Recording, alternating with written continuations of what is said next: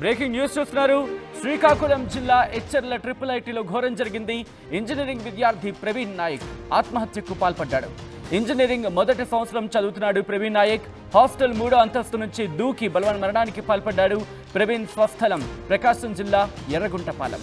ఘటనా స్థలానికి చేరుకున్నారు ఎమ్మెల్యే ఈశ్వర్రావు, డీఎస్పీ వివేకానంద్. బలవన్ మరణంపై దర్యాప్తు చేస్తున్నారు పోలీసులు. ఈ అంశానికి సంబంధించిన బ్రేకింగ్ న్యూస్ చూస్తున్నారు. శ్రీకాకుళం జిల్లా ఎచ్చర్ల ట్రిపుల్ ఐటీలో ఘోరం జరిగింది. ఇంజనీరింగ్ విద్యార్థి ప్రవీణ్ నాయక్ బలవన్ మరణానికి పాల్పడ్డాడు. ఇంజనీరింగ్ మొదటి ఏడాది చదువుతున్నాడు ప్రవీణ్ నాయక్. హాస్టల్ 3వ అంతస్తు నుంచి కిందకు దూకి బలవన్ మరణానికి పాల్పడడం ఒక్కసారిగా కలకలం రేగింది. ఈ ఘటనకు సంబంధించి కారణాలు ఏంటి అనే అంశానికి సంబంధించి ఇంకా ఇన్వెస్టిగేషన్ జరుగుతోంది. కానీ విద్యార్థులు మరి ముఖ్యంగా మధ్యకాలంలో కనుక గమనిస్తే ఈ బలవన్ మరణాల సంఖ్య ఎక్కువ అవుతోంది. ఇటు 2 తెలుగు రాష్ట్రాల్లో కూడా విద్యార్థులు ఈ బలవన్ మరణానికి పాల్పడడం ఆందోళన కలిగిస్తోంది. మొదట ఈ ఘటనకు సంబంధించి డీటెయిల్స్ తెలుసుకుందాం. ఆ తర్వాత ఇన్ డీటెయిల్గా మాట్లాడుకునే ప్రయత్నం చేద్దాం. మా ప్రతినిధి నాయుడు సిద్ధంగా ఉన్నారు అప్డేట్స్ అందించేందుకు. నాయుడు, అసలు ఏం జరిగింది? ఎందుకు బలవన్ మరణానికి పాల్పడ్డాడు?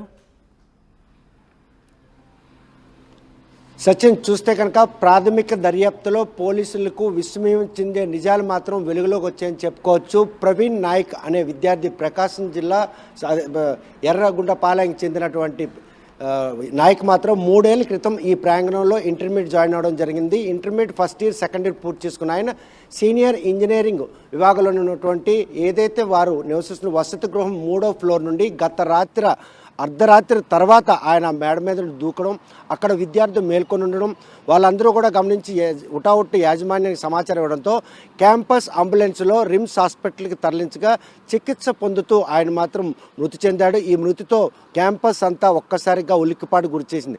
ట్రిపుల్ ఐటీలో విద్యార్థుల ఆత్మహత్యలకు పలు కారణాలు కూడా వెలుగులోకి వస్తాయి. కాకపోతే ఈ విషయంలో మాత్రం నాయక్ అదే క్యాంపస్లో ఉన్నటువంటి ఒక విద్యార్థులతో లవ్ అఫైర్ ఉండేది. ఈ విషయాన్ని ఆయన ల్యాప్టాప్తో పాటు మొబైల్ ఫోన్ కూడాను స్వాధీనం చేసుకున్న పోలీసులు మాత్రం నమ్మశక్యం కాని నిజాన్ని కూడాను వెలుగులోకి వచ్చింది.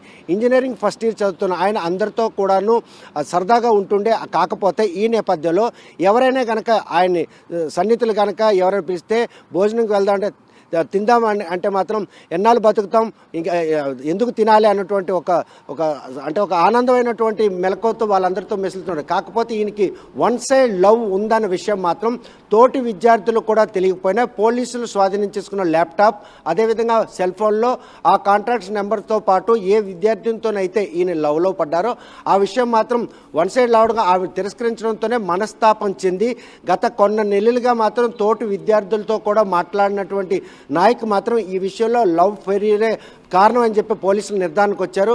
కాకపోతే ఈ విషయంపై వారికి ఉన్నటువంటి సాక్ష్యాధారాల ఆధారంగా తల్లిదండ్రులతో సంప్రదించిన తర్వాత 3 ఏళ్లుగా ఆ క్యాంపస్లో ఉన్నటువంటి నాయక్ మాత్రం ఒక సీనియర్ విద్యార్థిగా అందరితో పాటు మెసులుతూనే ఇటీవల కాలంలో తోటి విద్యార్థులు అంటే సన్నిహితంగా ఉందామన్న కూడా వారితో చేదరించుకుంటూ తనలో ఉన్నటువంటి బాధని ఎవరితో కూడా పంచుకోకుండా, అంటే చిన్న వయసు కావడం, ఆ లవ్ని ఆ తోటి విద్యార్థిని యాక్సెప్ట్ చేయడం, ఈ పరిణామాలన్నీ కూడాను నిర్ధారించిన పోలీసులు మాత్రం సమగ్ర దర్యాప్తు జరిగిన తర్వాతే ఈ నిర్ధారణకు వచ్చారు. కేవలం లవ్ ఫెయిల్యూర్ కారణంగా నాయక్ బలవన్ మరణానికి పాల్పడ్డారన్న విషయం మాత్రం స్పష్టమైంది. దీని అంతటికీ కళాశాల ప్రాంగణంలో సరైనటువంటి నిఘా విభాగం లేకపోవడం, అంటే విద్యార్థులు కో ఎడ్యుకేషన్ ఉంటుంది, కాకపోతే స్టడీ అవర్స్కి కానీ అదేవిధంగా వసతి గృహాలకు మాత్రం సెపరేట్గా ఆవాసాలు ఉంటాయి. కానీ ఎడ్యుకేషన్ పరంగా కో ఎడ్యుకేషన్ ఉన్న నేపథ్యంలో పరిచయం ఈ పరిచయం కాస్త ఆయనకు ప్రేమగా మారడం, ఈ విషయాన్ని ఆమెతో సంప్రదించిన తర్వాత ఆమె నిరాకరించడం, ఈ పరిణామాలన్నీ ఆయన మనస్తాపన గురిచేసే ఈరోజు హాస్టల్ వసతి గృహం 3వ ఫ్లోర్ నుండి అర్ధరాత్రి దూకేసిన అంటే ఒక విద్యార్థి ఒక హాస్టల్ 3rd ఫ్లోర్కి చేరుకుంటున్న క్రమంలో ఎవరు గమనించలేదా? ఎందుకంటే చాలా మంది ఉంటూ ఉంటారు, మరి ముఖ్యంగా హాస్టల్కి సంబంధించి వార్డెన్ ఉంటారు, దాంతోపాటు కొన్ని సందర్భాల్లో ఫ్లోర్కి సంబంధించి ఇన్ఛార్జ్లు ఉంటూ ఉంటారు. ఎవరు గమనించలేదా? గమనించి ఆపే ప్రయత్నం జరగలేదా? చూస్తే కనుక ఈ విషయంలో మాత్రం సుమారు 3000 మంది విద్యార్థులు ఆవాసం ఉన్న ఎచ్చర్ల సమీపంలో ఉన్న ట్రిపుల్ ఐటీలో మాత్రం ప్రతి ఫ్లోర్కి కూడాను ఒక కేర్ టేకర్ ఉంటారు. ఆ కేర్ టేకర్లు అంతా కూడాను విద్యార్థులు గదిలోకి వెళ్ళినంత వరకు మాత్రం వారిని పర్యవేక్షిస్తుంటారు. ఏదైతే మేడపై నుండి దూకేందుకు అనువైన ప్రదేశం ఎలా అంటే చూస్తే కనుక ఓపెన్గా ఉండడం, ఆయన తోటి విద్యార్థులతో చదువుకుంటూ బయటికి వచ్చి చదువుకోవాలన్న నేపథ్యంలో ఆ పైనుండి దూకడం జరిగింది. ఈ దూకే క్రమంలో వచ్చిన శబ్దానికి మాత్రం ఆ క్యాంపస్లో ఉన్నటువంటి ప్రతి ఒక్కరు కూడాను ఆ ఘటనను చూశారు. విని వెంటనే సమాచారం యాజమాన్యం కూడా ఇవ్వడం జరిగింది. ఈ నేపథ్యంలో ఉటావుటిన తోటి విద్యార్థులు స్టడీ అవర్స్ జరుగుతున్న క్రమంలో ఈ ఘటన చోటు చేసుకుంది కాబట్టి ఆయన వెను వెంటనే రిమ్స్ హాస్పిటల్కి తరలించడం జరిగింది. ఎంతలో వైద్యులు చికిత్స చేసినప్పుడు కూడాను తలకు బలమైన గాయం తగడంతో మాత్రం ఆయన చికిత్స పొందుతూ నాయక్ మృతి చెందడం జరిగింది. ఈ విషయంపై తెల్లవారు పోలీసులు అదేవిధంగా స్థానిక ఎమ్మెల్యే నడికుర్తి ఈశ్వరరావు కూడాను ఘటనా స్థలం చేరుకున్నారు. అసలు ఈ ఆత్మహత్య గల కారణాలు ఏంటని తోటి విద్యార్థులను కూడా అడగడం జరిగింది. కాకపోతే వారందరూ కూడాను మాతో పాటు చదువుకుంటున్న క్రమంలో బయటికి వెళ్ళి చదువుకునేందుకు ప్రయత్నం చేస్తున్నాడన్న ఒక విషయాన్ని గమనించి తాము మాత్రం తన వెంట వెళ్ళలేదు, మేము కూడా చదువుకుంటున్నాం, ఒక్కసారిగా శబ్దం రావడంతో ఏం జరిగిందని చూసేసరికి 3వ ఫ్లోర్ నుండి పడి ఉన్నటువంటి ఏదైతే నాయక్ ఉన్నారో ఆ నాయక్ రక్త మడుగులో పడి ఉండడం, ఈ విషయాన్ని యాజమాన్యానికి వెంటనే తోటి విద్యార్థులే చెప్పడం జరిగింది. ఇటువంటి పరిణామాలు చోటు చేసుకునే నేపథ్యంలో కేవలం పర్యవేక్షణ లోపమే ఈరోజు IIITలో విద్యార్థుల ఆత్మహత్యలకు ప్రధాన కారణమని మాత్రం స్పష్టమవుతుంది. ఈ విషయంలో మాత్రం పోలీసులు సమగ్రంగా దర్యాప్తు నిర్వహించే క్రమంలో ఆ రూమ్కు వెళ్ళి వారికి సంబంధించినటువంటి ల్యాప్టాప్ కావచ్చు, సెల్ ఫోన్ కూడా స్వాధీనం చేసుకున్న తర్వాత ఆ రెండిట్లో కూడా విస్మయం చెందినటువంటి వాస్తవాలు మాత్రం వారికి కంటికి కనబడ్డాయి. కేవలం వన్ సైడ్ లవ్ కారణంగానే ఈ విషయాన్ని తోటి స్నేహితులకు కానీ అదేవిధంగా విద్యార్థులు కూడా చెప్పుకోలేదు. ఎందుకంటే సీనియర్ విద్యార్థి కావడంతో ఆయన కూడాను అందరితో సన్నిహితంగా ఉంటుంటాయి. ఈ ఆత్మహత్య గల కారణాన్ని మాత్రం తల్లిదండ్రులకైతే ఈ విషయం చెప్పకపోయినా సన్నిహితులకు స్నేహితులకు చెప్పుకునే అవకాశం ఉంది. కానీ ఆ విషయాన్ని కూడా గోప్యంగా ఉంచి 2-3 నెలలుగా మదనపాటు గురవుతున్నాడు. అందరితో పాటు సరదాగా ఉన్నటువంటి నాయక్ ఈ విషయంలో ఎందుకు ఇంత మదనపాటు గురవుతున్నాడనే విషయాన్ని తోటి విద్యార్థులు కూడా పసిగట్టినప్పుడు కూడాను ఏ విషయం తెలియకుండా యాజమాన్యానికి ఎలా తెలియజేస్తాం, తమతో పాటు చదువుకుంటున్న తోటి విద్యార్థి ఒక్కసారిగా మేడ మీద దూకి ఆత్మహత్య చేసుకోవడం మాత్రం వారందరికీ అప్పటికే భయాందోళన గురైంది. కాకపోతే రాత్రి హుటాహుటిన చికిత్స తీసుకెళ్ళినా కూడాను ప్రవీణ్ నాయక్ని మాత్రం కాపాడుకోలేకపోయారు. క్యాంపస్లో జరుగుతున్నటువంటి ఇటువంటి ఆకృత్యాలు అంటగట్టాలంటే ఎట్టి పరిస్థితుల్లో కూడాను యాజమాన్యాల్లో కఠినమైన నిర్ణయాలు తీసుకోవాలి. వారు స్టడీ అవర్స్ నిర్వహించుకున్నా కానీ లేకపోతే ఏదైతే వసతి గృహాల్లో కానీ సెక్యూరిటీ ఏర్పాటు చేయాల్సిన ఆవశ్యకత ఎంతైనా ఉంది. ఓన్లీ ఎడ్యుకేషన్ అంటే తరగతి గదుల్లో మాత్రమే కో ఎడ్యుకేషన్ ఉంటుంది. మిగతా సమయాల్లో వసతి గృహంలో ఉన్న వేరువేరుగా వసతి గృహాలు ఉంటాయి.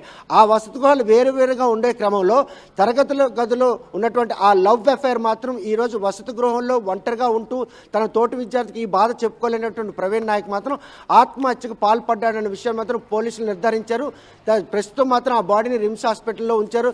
తల్లిదండ్రులు వచ్చిన తర్వాత వాస్తవాలను తల్లిదండ్రులు తెలియజేసిన తర్వాత పోస్ట్ మార్టం నిర్వహించి ఆ మృతదేహాన్ని మాత్రం తల్లిదండ్రులకు అప్పచెప్తారు. ఇంత వేలాది మంది IIITలో గ్రామీణ మధ్యతరగతి కుటుంబాలకు చెందిన విద్యార్థులు ఏదైతే సాంకేతిక పరిజ్ఞానం అందుబాటులో తేవాలనుకున్నట్టు ప్రభుత్వ ఉద్దేశాన్ని మాత్రం తూట్లు పొడిచే విధంగా యాజమాన్యాల నిర్లక్ష్యం విద్యార్థులు పాలిట శాపంగా మారిన దండంలో ఎటువంటి అధ్యక్షులు ఇటువంటి బలవన్ మరణాలు మునుముందు జరగకుండా ఉండాలంటే ఆ కళాశాల ప్రాంగణంలో మాత్రం నిఘా విభాగంతో పాటు సెక్యూరిటీ ఏర్పాటు చేయాల్సిన ఆవశ్యకత ఎంతైనా ఉంది. సచిన్ రైట్ సత్యనాయుడు, మొత్తంగా అయితే మాత్రం శ్రీకాకుళం జిల్లా హెచ్చర్ల IIITలో ఘోరం జరిగింది. ఇంజనీరింగ్ విద్యార్థి ప్రవీణ్ నాయక్ బలవన్ మరణానికి పాల్పడ్డాడు. ఇంజనీరింగ్ మొదటి ఏడాది చదువుతున్నాడు ప్రవీణ్ నాయక్. హాస్టల్ 3వ అంతస్తు నుంచి దూకి ఆత్మహత్యకు పాల్పడ్డాడు. ప్రవీణ్ స్వస్థలం ప్రకాశం జిల్లా ఎర్రగుంటపాలెం. ఘటనా స్థలానికి చేరుకున్నారు ఎమ్మెల్యే ఈశ్వరరావు, డిఎస్పీ వివేకానంద్. ఆత్మహత్యకు అంటే బలవన్ మరణానికి సంబంధించి ఆ అంశంపై దర్యాప్తు చేస్తున్నారు పోలీసులు.